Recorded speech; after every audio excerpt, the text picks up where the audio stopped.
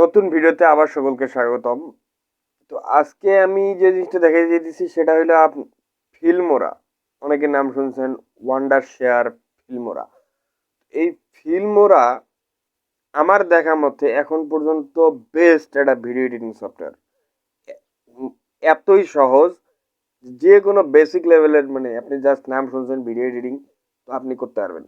নাম শুনছেন তো হইছে, মাউস ধরতে পারেন তো হইছে, আপনি এটা করতে পারবেন। এখন কথা হইলো যে এই ফিল্মোরা যে আমরা এই বেসিকটা বা এত ইজিলি এডিটিং আমার কাছে এতটা ইজি লাগতেছে কেন, বা আমি কিভাবে এডিট করি যার কারণে এতটা ইজি লাগে। তো যাদের কাছে ফিল্মোরা নাই বা ফিল্মোরা তো পেইড, তো যারা একটু একটু ফ্রি সার্ভিস পাইতে চান তারা আমাকে একটু আমার ফেসবুক আইডিতে একটা মেসেজ দিলে আমি আপনাদেরকে লিঙ্ক দিয়ে দেবো।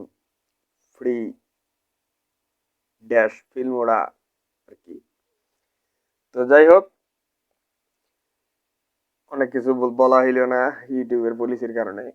যাদের দরকার, আর ইনস্টল প্রসেস ওই যে ফাইলটা দেবো ওই ফাইলের মধ্যেই থেকে যাবে, যে কীভাবে আপনি ইনস্টল করবেন বা কোথায় কোথায় কোন ফাইলটা লাগাইলে আপনি ওটা ইউজ করতে পারবেন। তো যাই হোক, আমরা চলে যাই ফিল্মোরাতে, যে দেখি আসলে ফিল্মোরাতে কত সহজে আপনি একটা ভিডিও এডিটিং করতে পারেন। আমি চলে আসলাম ফিল্মোরাতে। অ্যাকচুয়ালি এগুলো কেটা করছে, এগুলো আমি না, তো না, ওটা ফিল্মোরা ছিল না। তো যাই হোক, আমরা আসলাম মূলত আমাদের ফিল্মোরার ভিতরে। ফিল্মোরা ওপেন হতে একটু সময় লাগে, সে সময়টা দিয়ে আমি ওই সময়টা আপনাদেরকে দিলাম না। যাই হোক, ফার্স্ট ইন্টারফেস যেটা, প্রথম যে এর চরিত্রটা সেটাই হলো এইটা, যে আপনি এখানে মূলত কাজ করবেন। এইখানে আপনি ফার্স্ট ফাইল আনবেন কিভাবে,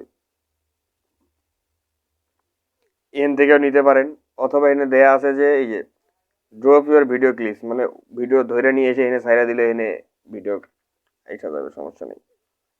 আমার কাছে ডেমো না, আমার একটা চ্যানেলের ক্রিয়েট করা ভিডিও আছে অবশ্য, সম্ভবত এগুলাই তো আমি মনে হচ্ছে। এনতে একটা ভিডিও নেই আপাতত, আমার ভিডিও তো আমি সারা কেউ কপিরাইট কেস করতে পারবে না। এনে ফার্স্ট যে অপশনটা চাই সেটা হলো আমার প্রজেক্ট কত সেটিংসে থাকবে। 24 FPS সাধারণত বেস্ট ভিডিও এডিটিং এর জন্য আপাতত আর কি, আপনি যেহেতু আমার মতো বেসিক লেভেলের, তো সেহেতু আমি এটা করলাম 1280x720। একটু হাই চাইলে 1920x1080 দিয়েন, যদি আপনি এইচডিতে মানে ভিডিওটা ক্রিয়েট করেন, আপনার ক্যামেরা বা আপনার ফোন দিয়ে আপনি 1080p-তে ভিডিওটা করছেন, তখন আপনার এটা লাগবে। তাই এটাই দিলাম, ধরেন এটাই। তো এই জায়গায় আপনি, আমাদের সাধারণত ভিডিওর দরকার পড়ে কি কি, দরকার পড়ে ক্রপ করা, ভিডিও ক্রপ করা, তাই না? যে আমি একটা ভিডিও তৈরি করছি, সেই ভিডিওটাকে আমি এখন ক্রপ করব, কারণ ভিডিওটা আমার দরকার খালি, মানে আপনার ফ্রেন্ডের চরিত্র দরকার, আপনার সাথে মানে আরেকটা ফ্রেন্ডও তুলে নিয়েছেন বা আরেকটা বান্ধবীরও তুলে নিয়েছেন, তখন তো ভেজাল পাকলো, তো তারা তো কাটতে হবে। সেইটা কাটার জন্য এনে দেখেন এটা ক্রপ অপশন আছে, এইটা আপনি ম্যানুয়ালি করেন আপাতত। ক্রপটা এনতে মনে করেন যে এরে রাখবো না আমি, মানে আমার এই না রেখে আমি এরে রাখলাম শুধু এইটুক, বেশি ছোট হয়ে গেছে, ধরেন খালি এইটুকু করেই রাখলাম আমি। তো এই গেল আমার ক্রপের কাজ। আর একটা ব্যাপার হইল যে, ধরেন আপনি ভিডিও কন্টিনিউ করতেছেন, এমন একটা স্ক্রিপ্ট আপনার স্ক্রিপ্টে নাই, সে এমন কথা বলছে, অর্থাৎ আপনার ভিডিওটাকে মাঝ থেকে কাইটে ডিলিট করতে হবে। অর্ধেক আপনার 1 মিনিট দরকার, আপনি ভিডিও শর্ট করছেন 1.5 মিনিটের, তো আপনার 1 মিনিটটা রাখতে হবে, বাকি যে 30 সেকেন্ড আছে সেটা বাতিল। তো সেক্ষেত্রে আপনি কি করতে পারেন, এটা দেখেন একটা এই যে সাইসর অর্থাৎ কেসির চিহ্ন দেওয়া আছে, এটার মধ্যে চাপ দিলেই আপনার ভিডিওটা ওই জায়গা বরাবর, মনে করেন যে এর নাম হলো সুলতান, তো সুলতানের আমার শুধু ওইটুক কণ্ঠ দরকার বা ওর ওইটুক ফেস দরকার আমার, বা ওর পরের আর ডায়লগগুলো আমার দরকার নাই, তখন আমি এইটা ডিলিট করে দেবো। এই যে সিলেক্ট দেখেন, এই যে এটা সিলেক্ট করা আছে একটু গাঢ় টাইপের এসে নীল কালারটা, যদি আমার এই পাশে ডিলিট করা লাগে তো এইটা, এই পাশে ডিলিট করা লাগলে এইটা। তো আমি যেহেতু ডিলিট করবো এই পাশের টুক, সেহেতু আমি এই পাশের টুক ডিলিট করে দিলাম। দেখেন ভিডিও এন থেকে স্টার্ট হবে, ভিডিও আগে যেটুকু দরকার ছিল সেটা শেষ। আমরা স্প্লিট কাট করার কারণে বা স্প্লিট করার কারণে আমাদের যে ভিডিওটা যে সামনের যতটুক ছিল সেটা বাতিল হয়ে গেছে। এখন আমাদের কাছে আমাদের যতটুক দরকার ততটুক আছে। এইভাবে এইটুকুই তো না, আর আবার মনে করেন যে মাঝখানে ভিডিওর মাঝখানে এমন কোনো কণ্ঠ যেটা আপনার ভালো লাগতেছে না, মনে করেন যে এই 15 সেকেন্ড থেকে আমরা 20 সেকেন্ড এইটুক জায়গা সে অতিরিক্ত প্যাস করছে বা আমাদের স্ক্রিপ্টে নাই, আপনার দরকার নেই, আপনি ডিলিট করবেন। সেক্ষেত্রে আপনি ওই একইভাবে এখানেও দেখেন ওই একই কেসের চিহ্ন দেওয়া আছে, এখানে ওই কেসের চিহ্ন দেওয়া আছে, আপনি এটা টুক করে এখানে 15 সেকেন্ড এই জায়গায় ধরেন এইটুকু জায়গার কণ্ঠ ভেজাল আছে বা ভালো লাগতেছে না, ওইটুকু জায়গায় ডিলিট করবেন এইটুকু জায়গা। আর মনে করেন যে 30 সেকেন্ড পর্যন্ত যখন ভিডিও করুন তখন তো আপনি শুনতেছেন যে আসলে এটা ফালতু কথা বলতেছে না ভালো কথা বলতেছে, আপনি ওইটুকু জায়গা রাখতেছেন না, তো আপনি ওইটুকু জায়গা ডিলিট মেরে দিলেন। এখন ভিডিও দেখেন সমান সমান হয়ে গেল, ওইটুকু জায়গা বাদ। আরেকটা কি জিনিস লাগে সেটা হইলো, যদি মনে করেন যে আপনি গ্রিন স্ক্রিনে ব্যাকগ্রাউন্ড মানে আপনার পিছনে যদি গ্রিন স্ক্রিন থাকে, তাহলে আপনি গ্রিন স্ক্রিনটা এডিট করবেন কিভাবে, বা গ্রিন স্ক্রিনকে আপনি এই ফিল্মোরা দিয়ে ফালাই দিতে চাইতেছেন, সেটা অনেকের লাগে। সেই ক্ষেত্রে এইখানে একটা অপশন দেখেন, যে যে ভিডিওটার যতটুকু ভিডিওর আপনি গ্রিন স্ক্রিন ইউজ করতে চান, মনে করেন যে এই ভিডিওটা আমি সিলেক্ট করলাম, সিলেক্ট করার পরে এখানে অনেকগুলো অপশন আছে, এখানে লেখা আছে স্পিড, এখানে লেখা আছে অ্যাডভান্স কালার টুল। আমরা এই অ্যাডভান্স কালার টুলে চাপ দেওয়ার পরে কালার ম্যাচ, এখানে দেখেন লেখা আছে ভিডিও, এই যে কোনার অপশনটা হলো ভিডিও। ভিডিওর মধ্যে নিচের দিকে আসেন, এই যে ক্রোমা কি, যদি পিছনে গ্রিন স্ক্রিন থাকে তো এই ক্রোমা কি আমাদের এই গ্রিন স্ক্রিনটাকে একবারে রিমুভ করে দেবে।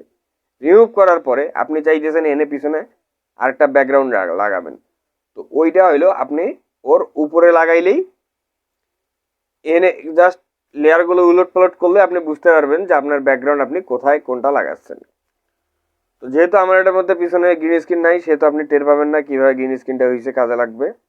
আমি এইটা নিয়ে আলাদা একটা ভিডিও বানাবো যদি আপনারা চান ফিল্মোনার মধ্যে গ্রিন স্ক্রিন সহজে কিভাবে করা যায়। আরেকটা হইলো যে জিনিসটা লাগে সেটা হইলো, ধরেন আপনি অন্ধকারে বা আপনার ডার্কের মধ্যে আপনি ভিডিওটা করছেন, আপনার একটু লাইট দরকার ভিডিওটার মধ্যে, বা যারা ভিডিও করছেন তারা কালো দেখা যাচ্ছে, আপনার তারা ফর্সা করা দরকার, বা থাকে না অনেক সময় কেমন কেমন জানি লাগে, একটু আলোটা বাড়াইলে ভালো হইতো। সেম কাহিনী, জাস্ট ওই জায়গায় সিলেক্ট করেন, ওই কালার ম্যাচ বা কারেকশন এন থেকে দেখেন আপনি এনে কিছু কিছু অপশন আছে, white balance, tone, 3D colour, এগুলো যদি আপনি ইউজ করেন তাহলে দেখবেন চেঞ্জ করতে পারছেন। যেমন কন্ট্রাস্ট মানে একটু আলোটা বাড়া, স্যাচুরেশন না কি বলে, বা ইংলিশে অতটা এক্সপার্ট না আমি। এটা এই দেখেন পরিবর্তন কতটুকু হচ্ছে, আপনার একটু আলো বাড়তেছে আলো কমতেছে বোঝা যাচ্ছে।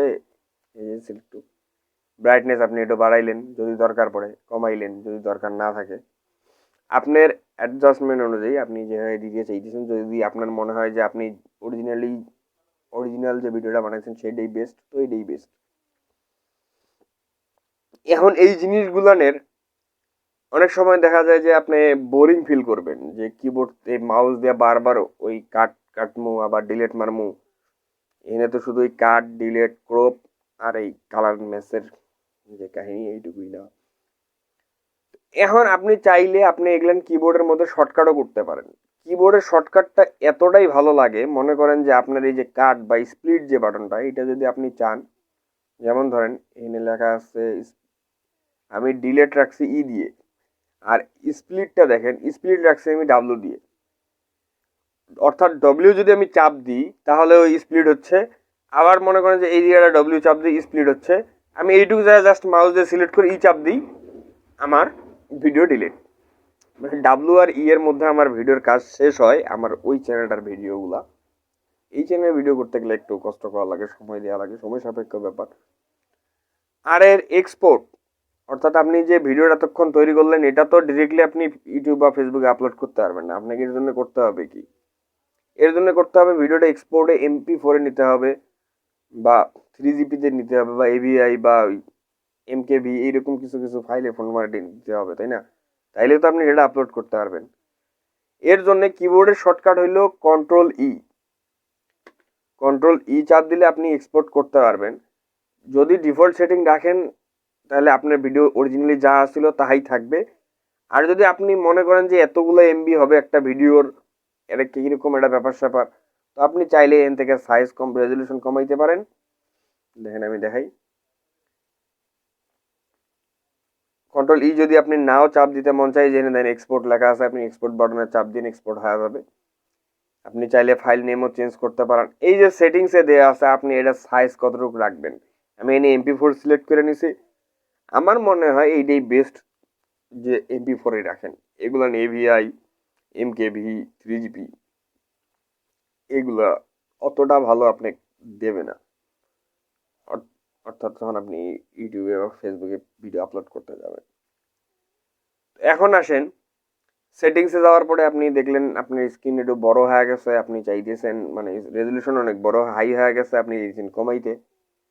তবে এই যে বিট রেট, আমি এটা অনেক দিন পর্যন্ত এই বিট রেটটা বুঝিনি যে আসলে এই বিট রেটটার কাজটা কি। বিট রেট আপনি যতটা হাই করতে পারেন, হাই করলে হবে কি ভিডিওটা র্যান্ডারিং এর সময় লাগবে, অর্থাৎ এর পরের প্রসেসে যাইতে, যে ভিডিওটা একটু পরে যে আপনার পিসি 1-2 ঘন্টার জন্য ফালায় রাখতে হবে, সেই প্রসেসে একটু সময়টা একটু বেশি লাগবে, কিন্তু ভিডিওর কোয়ালিটি একদম পারফেক্ট আসবে। আপনি ক্যামেরা দিয়ে করেন আর মোবাইল দিয়েই করেন, অরিজিনালি যেটা সেটাই থাকবে। তো আমি সাধারণত করতাম যেটা, সেটা হলো এই জায়গায় বেস্ট ক্লিক করতাম। তো এনে বেস্ট ক্লিক করার পর আমার কাছে 10,000 kbps আসতো, আমি 10,000 kbps রাখতাম, আর কোনো সেটিং আমি চেঞ্জ করতাম না। এনে দেখেন ভিডিও সাইজ ওই শুধু বিটরেটটা কমানোর কারণে কতগুলো কমে যায়। তাহলে আমার রেন্ডারিং এর টাইমটাও কম লাগবে, অর্থাৎ ভিডিওটা খুব দ্রুত প্রসেস হয়, MP4 আকারে বের হয়ে আসবে। তো এক্সপোর্ট বাটনে চাপ দেওয়ার পরে দেখেন বাস আপনার ভিডিও রেডি। সে এখন একটা টাইম, নির্দিষ্ট একটা টাইম মেনটেন করে ভিডিওটা এক্সপোর্ট করবে। তো এখানে দেখাচ্ছে 23 মিনিট, 23 মিনিটের মধ্যে সে ভিডিওটা এক্সপোর্ট করবে, কিন্তু সাধারণত 23 মিনিট লাগবে না, এটা তো আমি জানি, লাগবে প্রায় 1-2 ঘন্টার কাজ। তো আমি যেটা করি সেটা হলো রাত্রে রাইখা দিই, পিসি পড়ে থাক। আর এখানে দেখেন একটা অপশন আছে হোয়েন ডান, মানে যখন কাজটা শেষ হবে, ভিডিও রেন্ডারিং শেষ হবে, তখন শাটডাউন দিয়ে রাখি।